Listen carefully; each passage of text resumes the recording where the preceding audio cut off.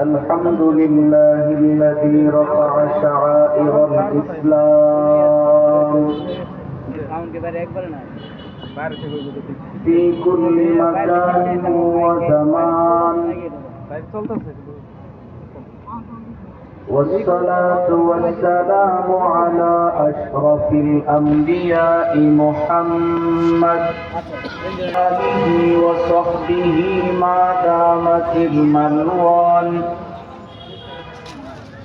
ونشهد أن لا إله إلا الله وحده لا شريك له، ونشهد أن سيدنا وسندنا وحبيب ربنا ومحبوبنا ومعشوقنا ومولانا محمدا عبده ورسوله، صلى الله تعالى عليه وعلى آله وأصحابه وبارك وسلم تسليما كثيرا. أما بعد، فأعوذ بالله من الشيطان الرجيم. بسم الله الرحمن الرحيم. قل هو الله أحد الله الصمد لم يلد ولم يولد ولم يكن له كفوا أحد. صدق الله مولانا العظيم، وصدق رسوله الأمي الكريم، ونحن على ذلك من الشاهدين والشاكرين، والحمد لله رب العالمين. وعن سيد الجن والبشر صلى الله عليه وسلم بخاكم ثم الحمد لله، لا إله إلا الله، الله أكبر. الولد الصالح يتوفى للمرء المسلم فيحتسب. অষ্টম বার্ষিক ইসলামী মহাসম্মিলনের শ্রদ্ধাভাজন সভাপতি আলহাজ মৌলানা মোহাম্মদ আমজাদ হুসাইন হাফিজাহুল্লাহ, উপস্থিত দেশ ও জাতির কর্ণধার হযরত উলামায়ে কেরাম, অত্র এলাকার বিভিন্ন অঞ্চল থেকে আগত ইসলাম প্রিয় মুসলিম ভাইরা, পর্দার অন্তরালে অবস্থানরত অত্যন্ত নম্রভদ্র পর্দানিশীন মা ও বোন, মহান রব্বে করিমের নিকট শুকর আদায় করছি, যিনি অত্যন্ত দয়া করে মেহেরবানি করে আমাদের হায়াতটাকে দীর্ঘায়িত করে, সুস্থ শরীরে গভীর রজনী পর্যন্ত বসে জমানার শ্রেষ্ঠ মানব উলামায়ে কেরামের জবান থেকে কোরআন ও হাদিসের কিছু কথা শোনার তৌফিক দিয়েছেন। এই জন্য আমরা সকলেই পড়ছি আলহামদুলিল্লাহ। মুহতারাম ভাই, আমি আপনাদের সামনে অত্যন্ত সুপরিচিত একটি সূরা, কোরআনে কারিমার ধারাবাহিক সূরার দিক থেকে এটা হলো 112 নম্বর সূরা, যেই সূরার নাম হলো সূরা ইখলাস। আমরা যারা সাধারণ মানুষ, আমরা যেই সূরাটাকে কুল হুয়াল্লাহ সূরা বলে জানি, আমি আপনাদের সামনে এই সূরা পুরাটাই তেলাওয়াত করেছি। পাশাপাশি বিশ্ব নবী মুহাম্মদ আরবি সাল্লাল্লাহু আলাইহি ওয়াসাল্লামের অনেকগুলো হাদিস থেকে একটা হাদিস পাঠ করেছি। আল্লাহ রাব্বুল ইজ্জত ওয়াল জালাল যেন তিলাওয়াতকৃত আয়াত এবং হাদিসের আলোকে আমাকে ইখলাসের সহিত কিছু কথা বলার এবং আপনাদের সকলকে আমল করার নিয়তে শোনার তৌফিক দান করুন। সকলে বলি আমিন। মুহতারাম ভাই, আমি আপনাদের সামনে যে সূরাটা তিলাওয়াত করেছি সরাসরি সূরাতে যাওয়ার আগে আপনাদের সাথে আমার একটা কথা বলা দরকার। আপনারা যেভাবে বসে আছেন বসাটা কিন্তু মাহফিলের আদব অনুযায়ী হয়নি। আপনারা একটু মেহেরবানি করে সামনের দিকে আসতে হবে। ফাঁকা জায়গা বন্ধ করবেন, পিছনে ফাঁকা থাকবে।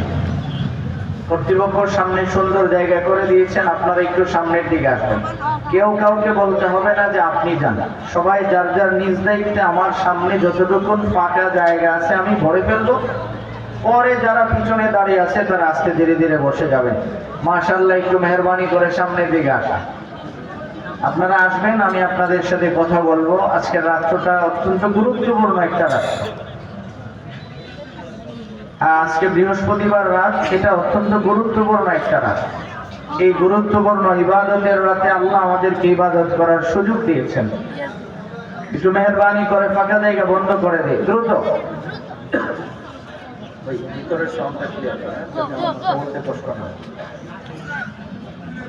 আলহামদুলিল্লাহ বলেন, আলহামদুলিল্লাহ।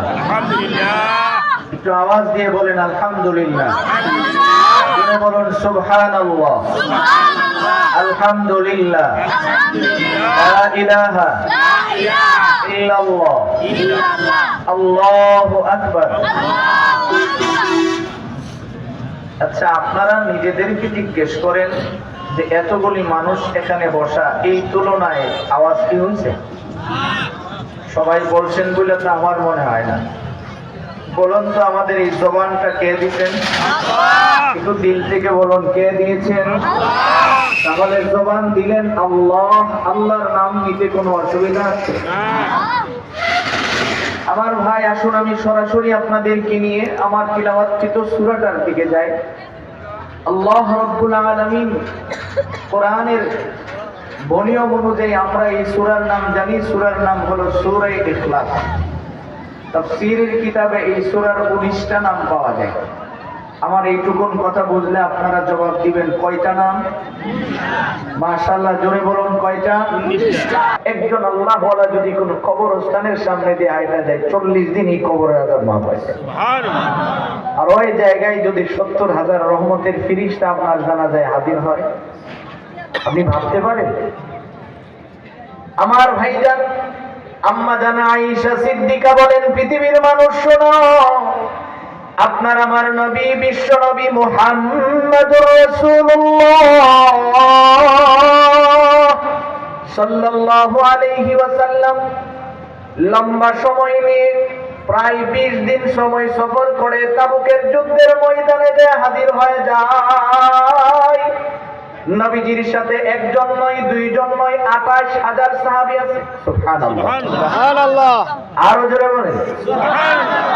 28,000 সাহাবী নিয়ে আপনার আমার নবী যখন যুদ্ধের ময়দানে হাজিরা দিলেন, নবীজির কাছে সংবাদ আসছে 40,000 কাফের ওখানে অপেক্ষা করতেছে। নবীজি 28,000 সাহাবীদেরকে নিয়ে লম্বা সময় প্রায় 20 দিন সফর করে তাবুকের ময়দানে হাজির হয়ে গেলেন। ওখানে যাওয়ার পরে নবীজি তাকায়া দেখেন কোনো মানুষ নাই, একেবারে জনাবিচ্ছিন্ন নীরবী একটা শহরের মতো দেখা যায়। আল্লাহর নবী বলেন, আলী তুমি পাহাড়ের চূড়ায় যেয়ে দাঁড়াও। সাইয়্যিদুনা হযরত আলী পাহাড়ের চূড়ায় গেলেন। ডানে বামে বিভিন্ন ভাবে খোঁজ করে দেখলেন কোনো মানুষজনের গন্ধ পাওয়া যায় না। এমন সময় নবীজির সামনে জিবরাইল আইসা দাঁড়ালেন। জিবরাইল কয়, ইয়া রাসূলুল্লাহ, নবী আমার আপনি কি খোঁজাখুঁজি করেন? আপনার আমার নবী বলেন, কেন? এই তাবুকের ময়দানে আসার জন্য আমারে বলা হয়েছে, আমার জন্য নাকি 40,000 কাফের অপেক্ষা করতেছে। আমি তো 28,000 সাহাবীর লম্বা একটা বহর নিয়ে প্রায় 20 দিন সফর করে এই জায়গায় হাজির হয়ে গেলাম। জিবরাইল কয়, রাসূল আপনার কষ্ট করার কোনো দরকার নাই। আপনি আসতেছেন এই সংবাদ শুই নাই কাফেররা পলায়ন করছে। সুবহানাল্লাহ। এই আপনি আইতাছেন শুই নাই তো কাফেররা পালায় গেছে। এবার নবীজি বলেন, তাহলে চলো আমরা এখান থেকে বিদায় হয়ে চলে যাই। সাইয়্যিদুনা হযরত আলী দাঁড়ালেন। দাঁড়ায় কয়, নবী আমার একটা কথা ছিল। নবীজি বলেন, কি কথা বলো না। আলী আবার দাঁড়ায় কয়, রাসূল লম্বা সময় সফর করে আমরা এই জায়গায় হাজির হলাম। 20 দিন সফর করার কারণে আমাদের শরীরে সফরের একটা ক্লান্তি আছে। আপনি যদি অনুমতি দেন, কিছু সময় যদি আমরা এখানে অবস্থান করি, আমাদের ক্লান্তিটা দূর হয়ে যাবে। আল্লাহর নবী বলেন, তাহলে সুন্নত মোতাবেক 3 দিন আমরা এখানে থাকবো, তাঁবুটা নাও। 3 দিন সাহাবায়ে কেরাম সহ আপনার আমার নবী যখন অপেক্ষা করলেন, এবার নবীজির সাহাবীদেরকে নিয়ে আস্তে আস্তে পাহাড়ের চূড়ার থেকে নবীজি নিচের দিকে নামতে লাগলেন। অতঃপর জিবরাইল আইসা ওনার 2টা ডানা 2 দিক দিয়ে বন্ধ করে রাস্তা বন্ধ করে দিলেন। পাহাড়ের গিরিপথ বন্ধ করার পরে আপনার আমার নবী বিশ্ব নবী মুহাম্মদুর রাসূলুল্লাহ সাল্লাল্লাহু আলাইহি ওয়াসাল্লাম বলেন, জিবরাইল আমার রাস্তাটা তুমি কেন বন্ধ করে দিয়েছো? জিবরাইল কয়, রাসূল এই রাস্তা দিয়ে যাওয়া যাবে না, আপনি আমার সাথে বিকল্প রাস্তায় চলেন। আপনার আমার নবীজির অত্যন্ত আদরের সাহাবী সাইয়্যিদুনা হযরত আলী বলেন, ইয়া রাসূলুল্লাহ, নবী আমার আপনি যে হাঁটতেছেন, আপনি কেন পায়ের বৃদ্ধাঙ্গুলির উপরে ভর করে করে হাঁটেন? আপনার কি পায়ে সমস্যা হয়েছে কি? নবীজি বলেন, আলী ভালো করে শুনে নাও, আমি যা দেখি তুমি তো তা দেখো না। আমি তাকায়া দেখতেছি জমিনের মধ্যে এত পরিমাণে ফেরেশতারা দাঁড়ায় রয়েছে, ওদের কদমের কারণে আমি আমার পাটা সুস্থভাবে জমিনে রাখতে পারতেছি না। আওয়াজ দিয়ে বলুন সুবহানাল্লাহ, আর জোরে বলুন না সুবহানাল্লাহ। এবার হযরতে আলী বলেন, আমি তাকায়া দেখি আপনার আমার নবী জিবরাইলের কাঁধে বর করে করে আস্তে ধীরে ধীরে পাটা টাইনা টাইনা সামনের দিকে রওনা হয়ে গেলেন। এবার জিবরাইল কয়, রাসূল আপনি আপনার সাহাবীদেরকে থামায়া দেন। হযরতে আলী বলেন, রাসূল আমাদেরকে ইশারা করে থামায়া দিলেন। আমরা থামে গেলাম। লম্বা সময় হেঁটে হেঁটে নবীজি সামনে যায় হাজির হয়ে গেলেন। ওখানে যাওয়ার পরে জিবরাইল কয়, রাসূল আপনি এখানে দাঁড়ান, এই যে দেখেন না একটা লাশ রাখা আছে, এই লাশটার জানাজা আপনি পড়াবেন। নবীজি বলেন, জিবরাইল বলো না এই মানুষটাকে আর কোন আমলের কারণে তার এত সম্মান হইছে? আমি 28,000 সাহাবী নিয়ে তার জানাজায় হাজির হলাম। এবার নবীজি লাশটার দিকে ইশারা করে বলেন, তুমি কত ভাগ্যবান, তোমার জানাজায় মুহাম্মদুর রাসূলুল্লাহ সাল্লাল্লাহু আলাইহি ওয়াসাল্লাম নবী নিজে হাজির হলেন। নবীজির সাথে 28,000 সাহাবীদের লম্বা একটা জামাত আছে। এবার জিবরাইল কয়, রাসূল আপনি শুধু আপনার কথাই বললেন, আপনি তো আমার কথা বললেন না। কারণ আমি জিবরাইল এই জায়গায় একানা 70,000 রহমতের ফেরেশতা নিয়ে তার জানাজায় হাজিরা দিছি। এবার নবীজি বলেন, তোর ভাগ্য কত ভালো রে, তোর জানাজায় 70,000 ফেরেশতা যেখানে হাজিরা দেয়, যেখানে দু জাহানের বাদশাহ নবী নিজেও তোমার জানাজা পড়ানোর জন্য হাজির হলেন, যেখানে নবীজির প্রিয় প্রিয় 28,000 সাহাবীও জানাজায় হাজির। এবার জিবরাইল কয়, রাসূল এইভাবে কথা না বইলা আপনি যদি তার কাপড়টা সরান, তাইলেই তো তার চেহারাটাও আপনি দেখতে পারেন। মজার কথা কি শুনেন, হযরতে আলী বলেন, আমাদেরকে অনুমতি দেওয়া হলো। আমরা যখন তার চেহারার কাপড়টা সরাইলাম, কাপড় সরানোর সঙ্গে সঙ্গে দেখি গোটা দুনিয়া অন্ধকার হয়ে গেল। সূর্যের আলোটা আস্তে আস্তে করে নিভু নিভু হয়ে যায়। আপনার আমার নবী তাৎক্ষণিক সিজদায় পড়ে চোখের পানি ছেড়ে দিয়া বলেন, আল্লাহ। যার জানাজা পড়ার জন্য 70,000 রহমতের ফেরেশতা হাজির হয়ে যায়, যার জানাজার জন্য দু জাহানের বাদশা নবীও হাজির হয়ে যায়, যার জানাজার জন্য 28,000 সাহাবীও হাজির হয়, ওই মানুষের চেহারা বের করার কারণে কেন আসমান অন্ধকার হয়ে গেল? আমি মানুষটা কেন দেখতে পাই না? জিবরাইল কয়, রাসূল আপনি মাথা উত্তোলন করেন, আপনার কান্নার কোনো কারণ নাই, কারণ আসমানে শুধু 70,000 ফেরেশতাই থাকে না। আপনি যখন চেহারার মুখটা উন্মুক্ত করার জন্য লাশের মুখের কাপড়টা সরাইয়া দিলেন, আসমানের ফেরেশতাও তার চেহারাটা দেখার জন্য এই পরিমাণে জমিনের দিকে নামতে লাগলেন। ওদের নামার কারণে সূর্যের আলোটা অন্ধকার হয়ে গেছে। জোরে বলুন না আল্লাহু আকবার। আপনার আমার নবী আবার ওর দিকে তাকায় কই, জিবরাইল বলো না, এই যে আমি তার লাশটা উন্মুক্ত করলাম, আমি তো তাকায় দেখি আমার নরমাল একজন সাহাবী যার নাম হলো মুয়াবিয়া ইবনে মুয়াবিয়া। এই সাহাবী এত দামি কি করে হয়ে গেল? এবার জিবরাইল কই, ইয়া রাসূলুল্লাহ, নবী আমার আপনি তো জানেন না, আপনার সাহাবী যখন সময় পাইতো তখন সূরা ইখলাস তিলাওয়াত করত। সুবহানাল্লাহ। বলেন কি তিলাওয়াত করত? সবাই বলেন, জোরে বলুন কি তিলাওয়াত? আর জোরে বলুন না কি তিলাওয়াত? এখন সূরা ইখলাস তিলাওয়াত করা কি খুব কঠিন কাজ? না, হ্যাঁ না। সূরা ইখলাস তিলাওয়াত করা সহজ না? কত সহজ? অত্যন্ত সহজ। এর চেয়ে সহজ আর কিছু হতে পারে না। এই জন্য আমি আপনাদেরকে এই সূরা ইখলাস নিয়ে কিছু কথা শোনাবো। আমার বিশ্বাস যে আজকের পরে আপনি নিজেও সূরা ইখলাসের আমল শুরু করবেন। আমরা তো সবাই বড় লোক হইতাম চাই, কেউ গরিব থাকতে চায়। বলে